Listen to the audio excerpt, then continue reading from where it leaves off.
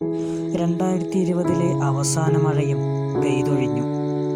അതെ, ഒടുവിൽ new year ഇങ്ങെത്തി. ഇനി ഏതാനും മണിക്കൂറുകൾ മാത്രം. നമ്മുടെ ജീവിതത്തിലെ ഒരു അധ്യായം കൂടി കടന്നുപോയി.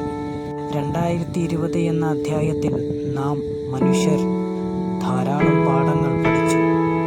ഈ 21ാം നൂറ്റാണ്ടിൽ വസിക്കുന്ന മനുഷ്യർക്ക് അഥവാ മനുഷ്യരുടെ ജീവിതത്തിൽ ഒരിക്കലും മറക്കാൻ കഴിയാത്ത ഒരു വർഷം തന്നെ ആയിരിക്കും 2020.